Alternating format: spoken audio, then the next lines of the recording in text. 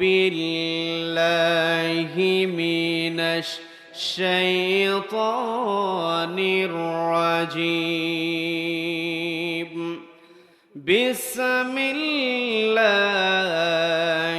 الرحمن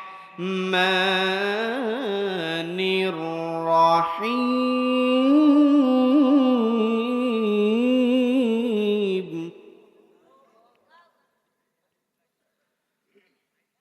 لقد كان لكم في رسول الله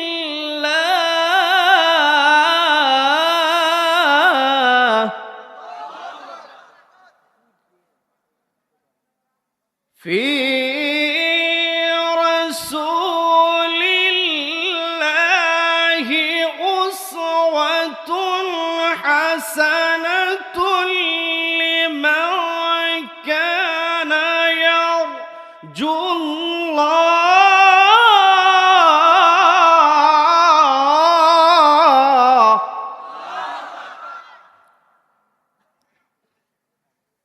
لمن كان يرجو الله واليوم الآخر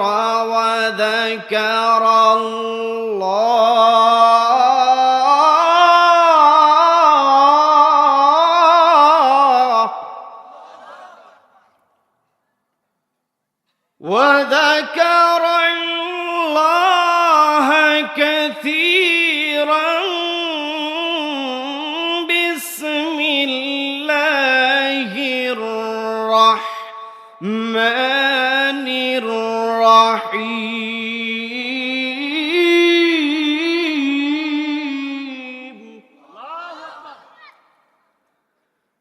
إن الله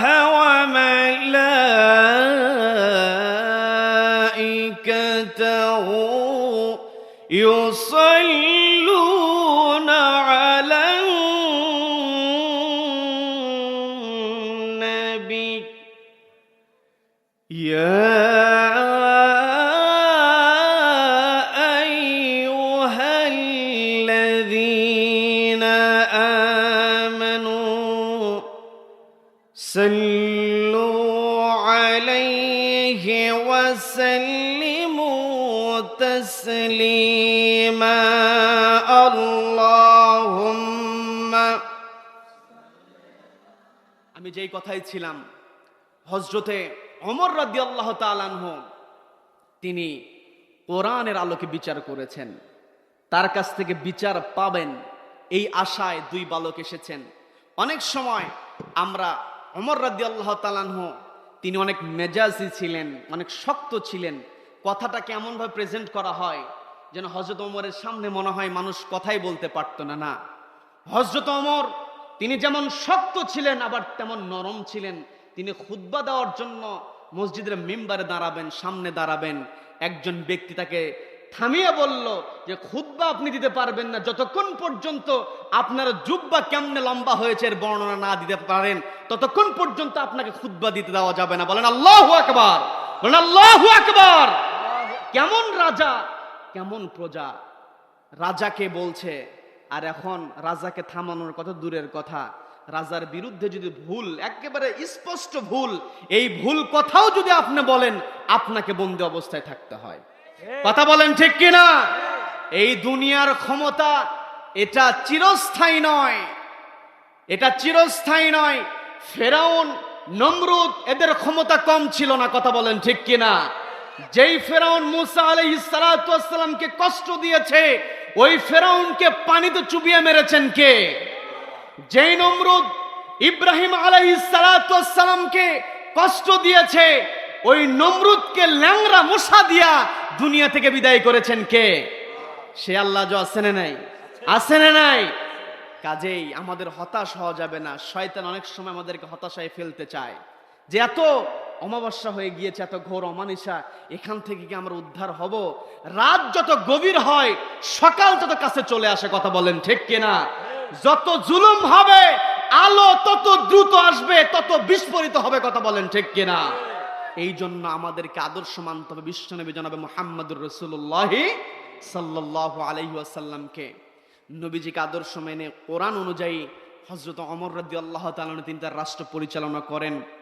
ওমরের দরবারে যখন বিচার আনা হলো, হযরত ওমর তখন ওই যুবককে উদ্দেশ্য করে বললেন, ও যুবক, তোমার বিরুদ্ধে এই যে দুইজন বালক অভিযোগ করলো, এই অভিযোগ সত্য কিনা?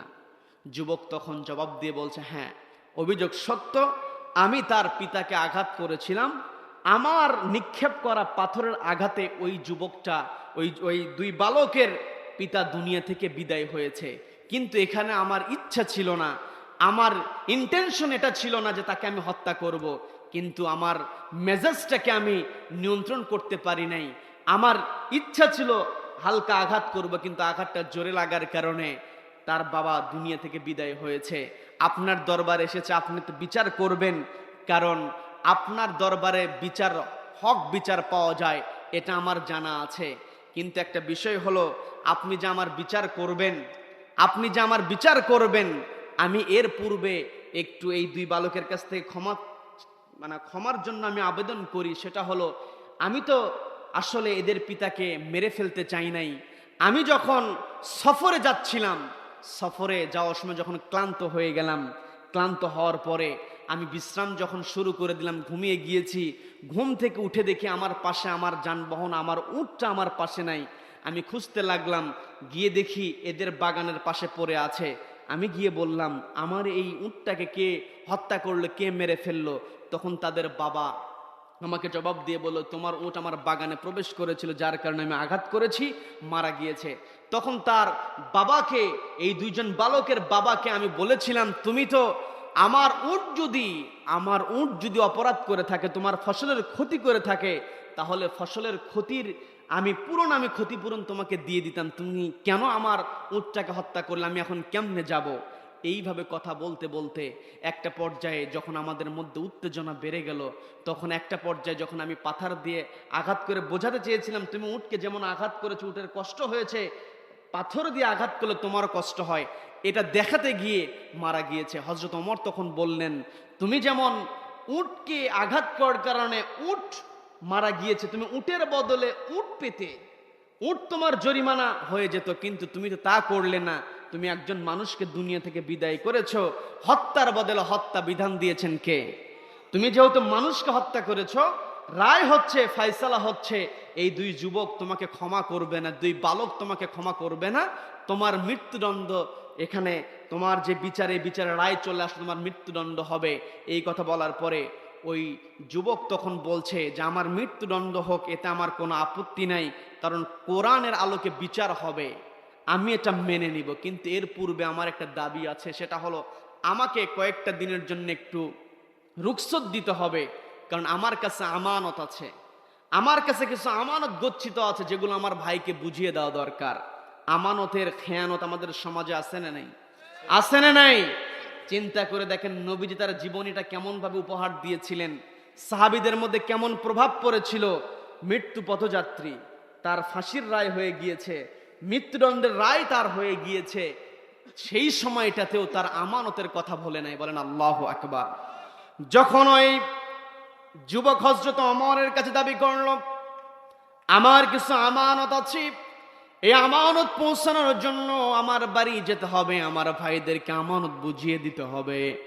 এই কথা বলার পরে হযরত ওমর রাদিয়াল্লাহু তাআলা আনহু বললেন, ও যুবক, তোমাকে তো এখানে কেউ চেনে না, তোমার মৃত্যুদণ্ড ঘোষণা হয়ে গিয়েছে, রায় হয়ে গিয়েছে, তুমি যদি এই জায়গা থেকে চলে যাওয়ার পরে যদি আর ফিরে না আসো, তাহলে তো তোমার রায় বাস্তবায়িত হবে না, কাজেই তোমাকে ছেড়ে দেওয়া যাবে না, তোমাকে ছেড়ে দেওয়া সম্ভব হবে না। আর যদি তুমি এখান থেকে চলেই যাও, তাহলে একজন জামিনদার তোমার জন্য লাগবে, তোমার একজন জিম্মাদারি লাগবে। এই কথা বলার পরে ওই যুবক তখন দাঁড়িয়ে উপস্থিত সবাইকে লক্ষ্য করে বলল, ও আমার মুসলমান ভাইয়েরা, খেয়াল করে একটু শুনবেন, মনোযোগ দিয়ে আমার ভাইয়েরা শুনবেন। ওই যুবকের সম্বোধন ছিল, আমার মুসলমান ভাইয়েরা, তোমরা কে আছো আমার জন্য জামিনদার হবে? আমি আমার আমানতটা পূরণ করার পরে এসে হাজির হয়ে যাব। এই অল্প কয়েকটা দিনের জন্য কে আমার জন্য জামিনদার হয়ে যাবে? এই প্রস্তাব যখন যুবক দিয়ে দিল, যুবক একে একে 3 থেকে 4 বার যখন প্রস্তাব দিয়ে দিল, সবাই পিন পতন, কেউ কোনো জবাব দেয় না, কারণ ওই যুবককে কেউ চেনে না। যখন ওই যুবক একেবারে হতাশ হয়ে যাচ্ছে, কোন জামিনদার পাবে না, ঠিক এই মুহূর্তে হযরত আবু যর গিফারী রাদিয়াল্লাহু তাআলা তিনি দাঁড়িয়ে গেলেন। দাঁড়িয়ে গিয়ে বলছো, যুবক তোমার জন্য আমি জিম্মাদারি হয়ে যাব, তোমার জন্য আমি জিম্মাদার হয়ে যাব। বলেন আল্লাহু আকবার। আবু যর গিফারী রাদিয়াল্লাহু তাআলা তিনি দাঁড়িয়ে গেলেন। দাঁড়িয়ে গিয়ে যখন বললেন, তোমার জন্য আমি জামিনদার হয়ে যাব, তোমার কয়দিন সময় লাগবে? সময় দেওয়া হলো জুমার পরবর্তী জুমার দিনের পর্যন্ত দায়িত্ব দাও, তাকে ছেড়ে দেওয়া হলো, প্যারোলে মুক্তি দেওয়া হলো। আজও আমাদের দুনিয়াতে যে আদালত আমরা দেখি, সেখানে প্যারোলে মুক্তির ব্যবস্থা আছে না নাই? আছে না নাই? কিন্তু কিছু কিছু ক্ষেত্রে আমরা এমনও দেখেছি, রেশারেশির কারণে, দলাদলির কারণে মা মারা যায়, বাবা মারা যায়, কিন্তু সন্তানকে বাবা মার জানাজায় দাঁড়াতে দেয় না। আছে না নাই? আছে না নাই? দুঃখ নিয়ে বলতে হয়, এমনও আমরা জানাজার দৃশ্য দেখেছি, জানাজা করিয়েছে হাতে হ্যান্ডকাপ পরানো। আছে না নাই? আছে না নাই? নিজের দল করে না, অন্য দলের কারণ হওয়ার কারণে বাপ মায়ের জানাজা পড়বে, ওই সময় পর্যন্ত হ্যান্ডকাপ খুলে তুমি দিচ্ছ না। তোমার ক্ষমতা থাকবে না, যেই দিন কিয়ামতের ময়দানে দাঁড়াবে, ওই হ্যান্ডকাপ তোমার বিরুদ্ধে আল্লাহর সামনে দাঁড়িয়ে যাবে। কথা বলেন ঠিক কিনা? সম্মানিত বন্ধুগণ, আমার কথায় বিরক্ত হচ্ছেন? সম্মানিত বন্ধুগণ, যখন তাকে প্যারোলে যখন ছেড়ে দেওয়া হলো, জামিনদার হয়ে গেলেন আবু যর গিফারী রাদিয়াল্লাহু তাআলা। অনেক লম্বা কাহিনী, আমি লম্বা কাহিনী বলবো না। নির্ধারিত দিন বাড়িতে গিয়ে তার আমানত বুঝিয়ে দিয়ে, ওই যুবক যদি নির্ধারিত দিনে উপস্থিত হয়ে যায়, যুবকের মৃত্যুদণ্ড হবে। আর যুবক যদি না উপস্থিত হয়, আবু যর গিফারী তার মৃত্যুদণ্ড হবে। আবু যর গিফারী রাদিয়াল্লাহু তাআলা সেই দিকে তাকালেন না। তিনি বললেন, তোমার জন্য আমি জামিনদার হয়ে গেলাম। তাকে ছেড়ে দেওয়া হলো। সিদ্ধান্ত নেওয়া হলো জুমার দিনে, জুমার নামাজের পরেই ফাঁসির রায় যেটা দেওয়া হয়েছে এটা বাস্তবায়িত হবে। দিন পেরিয়ে গেল, জুমার দিনে জুমার রক্ত হয়ে গেল, মসজিদে সবাই হাজির হয়েছে। মসজিদে হাজির হওয়ার পূর্বে হযরত ওমর রাদিয়াল্লাহু তাআলা আবু যর গিফারীকে বলছেন, ও আবু যর গিফারী, তুমি তো জিম্মাদারি নিয়েছো, তুমি তো জামিন হয়েছো, ওই যুবকের তো কোনো খবর নাই। যদি যুবক নির্ধারিত সময়ে যদি উপস্থিত না হয়, তোমাকে কিন্তু ফাঁসির কাস্টে ঝুলতে হবে। কারণ বিধানটা কার? বিধানটা কার? হযরত ওমর রাদিয়াল্লাহু তাআলা তার চোখে পর্যন্ত পানি, অন্যান্য সাহাবীদের চোখে পানি, যে নিরপরাধ একজন মানুষ আবু যর গিফারী, যার সম্মান ছিল, নবীজি যাকে ভালোবেসেছেন, আবু যর গিফারীর ফাঁসি হয়ে যাবে। সবার মনের মধ্যে একটা বিষাদময় অবস্থা। সবাই অনেকেই কান্নাকাটি করছে যে কি দরকার ছিল এই আবু যরের দায়িত্বটা নেওয়ার। আবু যর রাদিয়াল্লাহু তাআলা তিনিও প্রস্তুত হয়ে এসেছেন, যেহেতু আমি জামিনদার হয়েছি, কাজেই এখানে আমি আর কোনো আপিল করব না। আমি জামিনদার হয়েছি, আমাকে যদি ফাঁসির কাস্টে যেতে হয়, আমি ফাঁসির কাস্টে যাব। কারণ আমি তো ওয়াদা দিয়েছি, মুমিন কখনো ওয়াদার খেলাফ করে না। কথা বলেন ঠিক কিনা? নির্ধারিত দিন যখন হয়ে গেল, জুমার নামাজ হয়ে গেছে, ফাঁসি এখন কার্যকর করা হবে। দায়িত্ব দেওয়া হলো। দায়িত্ব যখন দেওয়া হলো, জল্লাদকে প্রস্তুত করা হলো, দুনিয়া থেকে বিদায় করে দেওয়া হবে। একেবারে অন্তিম মুহূর্ত, ফাঁসি কার্যকর হয়ে যাবে। এই সময় মরুভূমির মধ্যে লক্ষ্য করা গেল, কে যেন ঘোড়া দাবড়িয়ে এগিয়ে আসছে। একজন চিৎকার করে বলল, তোমরা এটা বন্ধ করো, ফাঁসির এই কার্যকারিতা এটা বন্ধ করো। ওই যে ঘোড়া দাবড়িয়ে কে যেন আসছে, সে যদি ওই যুবক হয়, আমরা একটু অপেক্ষা করি। এই কথা বলার পরে একটু দেরি করা হলো। অবশেষে যখন ওই ঘোড়াটা দাবড়িয়ে যখন চলে আসলো, উপস্থিত হওয়ার পরে কাছাকাছি যখন চলে আসলো, উপস্থিত যখন হয়ে গেল, লক্ষ্য করে দেখা গেল যেই যুবকটা সময় নিয়ে হাজির হয়েছিল, যেই যুবকটা সময় নিয়ে এখান থেকে বিদায় হয়েছিল, যেই যুবকটা সময় নিয়ে তার বাড়িতে আমানতের দায়িত্ব পালনের জন্য চলে গিয়েছিল, ওই যুবকটা ঘোড়া দাবড়িয়ে উপস্থিত হয়ে গিয়েছে। বলেন আল্লাহু আকবার, বলেন আল্লাহু আকবার। বিরক্ত হচ্ছেন? বিরক্ত হচ্ছেন? এই যে ঘোড়া দাবড়ি যে যুবকটা হাজির হয়ে গেল, এই যুবক চাইলে ইচ্ছা করলে সে আর নাও আসতে পারতো। পারতো কি পারতো না? পারতো কি পারতো না? কিন্তু ওই যুবক জানে, আমি যদি এখান থেকে পালিয়ে যাই, দুনিয়ার ফাঁসি থেকে হয়তো নিজেকে আমি কিছুদিন লুকিয়ে রাখতে পারবো, একদিন দুনিয়া থেকে আমাকে আপনাকে বিদায় হতে হবে। এটা আমরা সবাই জানি, জানার পরও আমরা মানতে পারি না। কি কথা বলেন? কি কথা বলেন? একটাই কারণ, আমাদের জীবনের প্রত্যেকটা ক্ষেত্রে যদি আমরা ব্যক্তিগত জীবনে, পারিবারিক জীবনে, সামাজিক জীবনে, রাষ্ট্রীয় জীবনে যদি নবীজির আদর্শ আমরা তালাশ করতাম, মেনে নিতাম, তবেই আমরা পূর্ণ ইমানদার হতে পারতাম। কথা বলেন ঠিক কিনা? যখনই বলা হয় রাষ্ট্রীয় জীবনে নবীজির আদর্শ কায়েম করার কথা বলা হয়, তখন এক শ্রেণীর বুদ্ধিজীবী আছে, এদের শরীরে অ্যালার্জি শুরু হয়ে যায়। আছে না নেই? আছে না নাই? এই বুদ্ধিজীবীগুলো প্রকাশ্যে কিন্তু ইসলামের বিরুদ্ধে কথা বলে না, নবীজির বিরুদ্ধে এরা প্রকাশ্যে বাহিরে খোলা ময়দানে কথা বলবে না। এরা কি করবে? ওই রাত্রেবেলা টিভি টক শোতে বসে দেখবেন, এদের অধিকাংশের মুখে তো দাঁড়িয়ে নাই, কিন্তু ঠিকই হাইব্রিড জাতের মোষ রেখে দিয়েছে। কি কথা বলেন? এই বুদ্ধিজীবীগুলো রাত্রেবেলা টিভি টক শোতে এসে মোষে তা দেয় আর ইসলামের বিরুদ্ধে কথা বলে। কি কথা বলেন? কি কথা বলেন? এই বুদ্ধিজীবীরা ওই টিভি টক শোতেই কথা বলবে, বন্দি ঘরেই কথা বলবে। এরা যদি খোলা ময়দানে এসে নবীজির বিরুদ্ধে কথা বলে, একটারও পিঠের চামড়া ঠিক থাকবে না। কথা বলেন ঠিক কিনা? বড় দুঃখ নিয়ে বলতে হয়, যেই নবীর আদর্শের, যেই নবীর ক্যারেক্টার সার্টিফিকেট দিয়েছেন কে? আল্লাহ বললেন, ওগো নবী, ইন্নাকা লাআলা খুলুকিন আযীম, নবী আপনি উত্তম চরিত্রের উপর আপনাকে আমি অধিষ্ঠিত করে দিয়েছি। বলেন আল্লাহু আকবার। দুনিয়ার চেয়ারম্যান সার্টিফিকেট দেয়, চারিত্রিক সার্টিফিকেট। দুনিয়ার চেয়ারম্যান সার্টিফিকেট দেয়, গমজোর চেয়ারম্যান আছে না নাই? তার কাছে গেলেও কিন্তু সার্টিফিকেট দেয়। কি কথা বলেন? কিন্তু নবীজিকে স্বয়ং আল্লাহ সার্টিফিকেট দিয়েছেন, যেই নবী জীবনে একটা ওয়ার্ড তিনি নিজ থেকে বলেন নাই, কখনো মিথ্যা কথা বলেন নাই। 2 নাম্বার বৈশিষ্ট্য। আমার কয় নাম্বার বৈশিষ্ট্য আছে বলেন? 2 নাম্বার বৈশিষ্ট্য, নবীজি জীবনে মিথ্যা কথা বলেন নাই। যেই নবী ইয়ারকির ছলে মিথ্যা বললেন না, ওই নবীজির বিরুদ্ধে আমার দেশে নবীজিকে গালি দেয় এমন লোক আছে না নাই? নবীজিকে লম্পট বলে, বলেন নাউযুবিল্লাহ। নবীজিকে চরিত্রহীন বলে, বলেন নাউযুবিল্লাহ। নবীজিকে গালি দেয়, কোনো বিচার হয় না। কিন্তু নেতার বিরুদ্ধে একটু ছোট্ট পোস্ট দিলে সঙ্গে সঙ্গে নেতাকে গ্রেফতার করে। কথা বলেন ঠিক কিনা?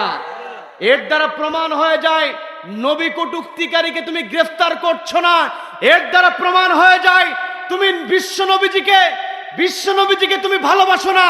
তোমার নেতাকে যখন কটূক্তি করে, নেতাকে তুমি গ্রেফতার করো, নেতাকে কটূক্তি করলে ওই ব্যক্তিকে তুমি গ্রেফতার করো। এর দ্বারা প্রমাণ হয়ে যায় নবীজির চাইতে তুমি নেতাকে বেশি ভালোবাসো। কথা বলেন ঠিক কিনা? দুনিয়ার লক্ষ লক্ষ নেতাকে এক পাল্লায় দিলে নবীজির পশমের যোগ্যতা হবে? যোগ্যতা হবে? আমাদের একটাই দাবি, যারা এই নবীজির বিরুদ্ধে কথা বলবে, নবীজিকে নিয়ে কটূক্তি করবে, কোরআন বিদ্বেষিতা করবে, কোরআনের বিরুদ্ধে কথা বলবে, ইসলামকে নিয়ে ব্যঙ্গাত্মক কটূক্তি করবে, মন্তব্য করবে, এদের শাস্তি বাইতুল মুকাররমের সামনে প্রকাশ্যে ফাঁসির কাস্টে ঝোলাতে হবে। কারা কারা এই মতের পক্ষে আছেন? দুহাত আল্লাহকে দেখা।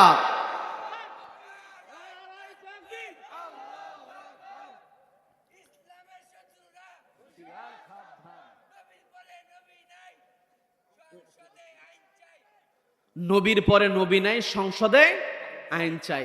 হাত নামান, হাত নামান। কষ্ট নিয়ে কথাগুলো বলতে হয়। এই কাদিয়ানীরা কত দাপটের সঙ্গে তারা কথা বলছে, আর কোরআনওয়ালারা কথা বললে কোরআনওয়ালাদের টুটি চেপে ধরা হয়। কি কথা বলেন? ষড়যন্ত্রের কথা বলেছিলাম 3টা। নাম্বার 1 বলেছি বন্দী অবস্থায়। 2 নাম্বার আও ইয়াকতুলুক, নবীজিকে হত্যা করার চেষ্টা করা হয়েছিল। কি কথা বলেন? কি কথা বলেন? নবীজির সাহাবীদেরকে হত্যা করা হয়েছে কোরআনের কারণে। কি কথা বলেন? কিন্তু হত্যা করে কি কোরআনকে থামাতে পেরেছে? থামাতে পেরেছে? হত্যা করে কোরআনকে থামানো যাবে না, জেল জুলুম দিয়ে কোরআনকে থামানো যাবে না। 3 নাম্বার নবীজিকে এই কোরআনের কারণে নবীজিকে আও ইউখরিজুক হিজরত করতে হয়েছে। আমরা এমনও দেখেছি পার্শ্ববর্তী দেশ ভারত, জাকির নায়েক এত সুন্দর করে কোরআনের কথা বলে, এই জাকির নায়েককে দেশে থাকতে দেয় না। কথা বলেন ঠিক কিনা? বড় আফসোসের সঙ্গে বলতে হয়, আমার দেশে ডক্টর মিজানুর রহমান আজহারি হাফিজাহুল্লাহ, তিনি যখন যুবকদেরকে সুন্দরভাবে মোটিভেশন দিয়ে মোটিভেট করছেন ইসলামের দিকে, ওই আজহারিকে কেউ সহ্য করতে পারে নাই। কথা বলেন ঠিক কিনা? আজহারির কণ্ঠকে থামানোর চেষ্টা করেছে, কিন্তু কোরআনের কণ্ঠ, কোরআনের কথা কেউ থামাতে পারবে না। আজহারি বাংলাদেশ থেকে গিয়ে মালয়েশিয়াতে, শুধু মালয়েশিয়া না, গোটা দুনিয়াতে আজহারি কোরআনের পক্ষে কথা বলছে। কথা বলেন ঠিক কিনা? তার মানে কোরআনের পক্ষে থাকলে হয় আমাকে বন্দি অবস্থায় থাকতে হবে, অথবা মৃত্যুবরণ করতে হবে, অথবা ঘর ছাড়া হতে হবে। কোরআনের কথা বলে, কোরআনের আন্দোলন করে, গায়েবী মামলা দিয়ে দেয়, নিজের বাড়িতে থাকতে পারে না, রাত্রে অন্যের বাড়িতে লুকিয়ে থাকতে হয়, হিজরত করতে হয়। কথা বলেন ঠিক কিনা? কাজেই এই কোরআনের জন্য যদি ঘর ছাড়তে হয়, আমরা ঘর ছাড়বো। কোরআনের জন্য যদি আমাদের দুনিয়া ছাড়তে হয়, দুনিয়া ছাড়বো।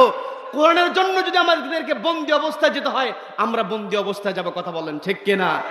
সম্মানিত বন্ধুগণ, যে কথাই ছিলাম, নবীজির 2 নম্বর যে বৈশিষ্ট্য ছিল, নবীজি কি করতেছিলেন? সত্য কথা বলেছেন। নবীজির জীবনীতে কোনো মিথ্যা কথা ছিল না। বলেন আল্লাহু আকবার। যখন দরবারে হাজির হয়ে গেল, তরুণ হাজির হয়ে গিয়েছে, বিচারের রায় হবে। রায়ের পূর্বে থামিয়ে দেওয়া হলো।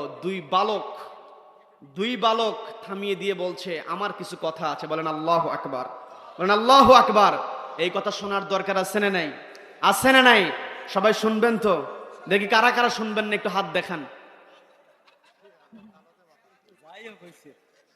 তার মানে রাত যে 12টা পার হয়ে গেছে, এটা বোঝা গেছে। এই মাহফিল কয় তারিখের বলো? এখন কয় তারিখ? 14 তারিখ। তার মানে তারিখও সেন্স, মনোযোগও সেন্স। তার মানে শেষ করে দেই? শেষ করে দিব?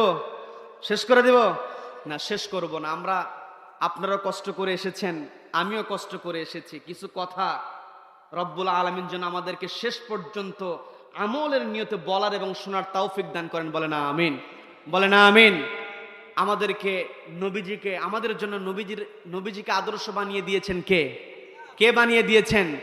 নবীজি আদর্শ হয়েছেন 1 নম্বরে কারণ নবীজি ওহী দ্বারা নিয়ন্ত্রিত ছিলেন। 2 নম্বরে নবীজি ছিলেন সত্য কথা বলতেন। 3 নম্বরে নবীজির যে বৈশিষ্ট্য, নবীজি ছিলেন শ্রেষ্ঠ চরিত্রের অধিকারী। The prophet had the best character. নবীজির চরিত্রের চাইতে উত্তম চরিত্র আর কারো হতে পারে? হতে পারে?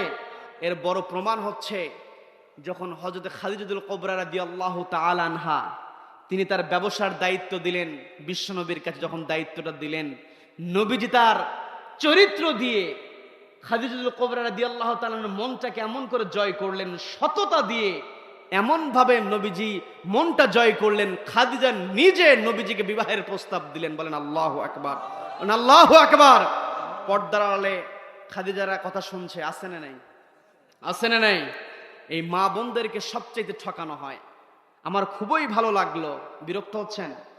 আলোচনার শুরুতেই যে সুন্দর করে ছোট ছোট কচি কচি মেয়েগুলো যে সুন্দর করে যে প্রেজেন্টেশনটা দিল, কত সুন্দর তারা কথা বলেছে। একটু ভাবার দরকার, আজকে রাত্রে বাড়ি যখন ফিরে যাবেন, গিয়ে একটু চোখটা বন্ধ করে দেখবেন, চিন্তা করবেন যে ওই মেয়েগুলো যে কথাগুলো বলেছে, প্রত্যেকটা কথাই হচ্ছে দামি। কথা বলেন ঠিক কিনা?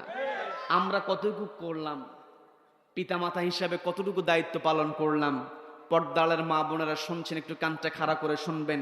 এই পৃথিবীতে যত পুরুষ সফল হয়েছে, প্রত্যেকটা সফল পুরুষের পিছনে একজন নারীর অবদান অবশ্যই আছে। কথা বলেন ঠিক কিনা? হোক সেটা মা, হোক সেটা স্ত্রী, হোক সেটা বোন। কথা বলেন ঠিক কিনা?